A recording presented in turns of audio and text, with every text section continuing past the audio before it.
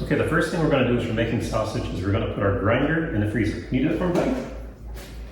The reason we do that is we want everything to be as cold as possible. The more cold it stays, the better it is for the meat. It's good for food safety because as we're grinding, we're adding a lot of surface area. Now I'm going to open my pork butt, and you can use bone in, bone out, doesn't matter. The reason you use pork butt is the fat content. It has about the right fat ratio. And what I always like to do is when they run these through, if you put it through the saw too fast, you get bone chips. So I'm looking for any bone chips and I'm scraping off any dust. Right there is a bone chip. I don't want that to get to my sausage. So I'll give this a scrape, and then what I'm going to do is I'm going to separate out as much fat as I can and put it on a tray, and the meat and put on a tray. I'll put it in the freezer so it'll be really cold to partially frozen, and then we'll be ready for grinding. And what I'm also feeling for in here is, well, I can feel it right here. Sometimes the fat on this is really hard. It has a little bit of cartilage or something in there. It does not render out as you're making your sausage, so I want to cut off any of that too.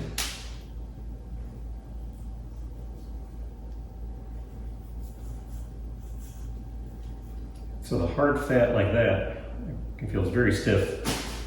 That'll get thrown away. The softer fat, I'll cut off and I will add to our fat pile, because depending on the sausage you make depends on the quantity of fat you want. And we can control it by having the fat and meat separated. Okay, got the butts all cut up, and I like to cut my meat into strips. My grinder, when you put it in, it'll grab it and pull it in. If you have a bunch of little chunks, it can kind of spin around, but if you have a strip, the grinder, little screw in there, it'll grab it and pull it right in. So let's get this into the freezer, and when it's very cold, almost frozen, then it'll be time to grind. Ready, buddy? Okay, see you in just a bit. Okay, our meat is all sliced up. It's chilled. I have meat and a mixture of meat and fat. It's a little bit stiff and cold, so let's go ahead and grind it. I'm going to grind it on a coarse plate. It's 3/8 of an inch or 10 millimeters, and that should be perfect for our bratwurst.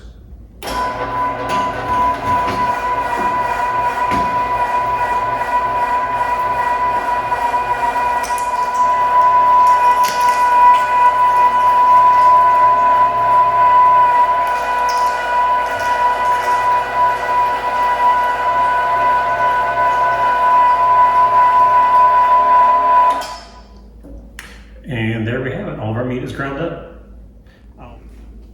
Okay, we have our spices all mixed up, our meat ground. So let's mix it together. You want to pour the water on there, buddy? You can use a KitchenAid mixer for this with a cookie dough paddle. It makes it a lot easier, but based on the quantity, it's going to be much easier for me just to mix it by hand, the old-fashioned way. So not too much spice. And then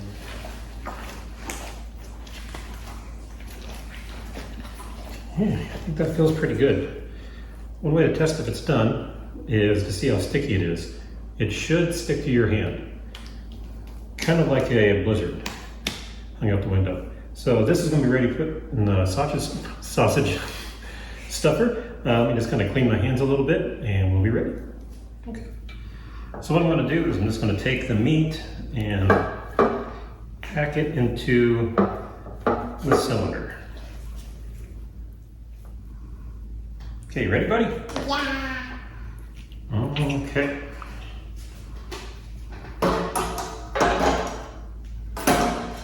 Okay, want to crank it down?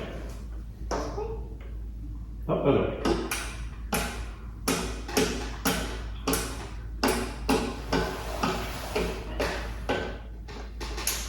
It's getting hard. Yep. Just gotta use some muscles. Just gotta use the muscles. Not too much muscles. Doing good, buddy. Gotta hold up there. Hold up there.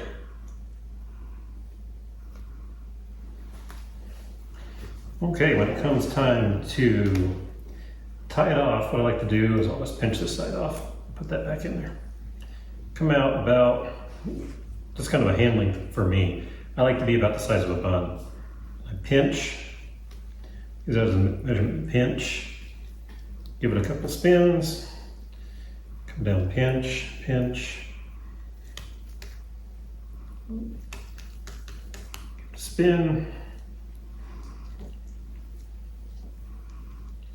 pinch and pinch. And I can spin it until I get the kind of tightness I want on here. If there's any holes, I pin it, air bubbles, take a pin and prick it. Don't use a knife. If you use a knife, it'll make a cut and you're going to end up tearing it. So we'll just give them all a quick little prick. And that way the air bubbles will come out, because the air bubbles will make it burst as it's cooking. And then we will take these and we're going to put them on a cooling rack. We're going to put it in the fridge. We're going to let it sit in the fridge. I'm going to let the casings kind of dry and the sausage to kind of have the flavors meld on it for 24 hours.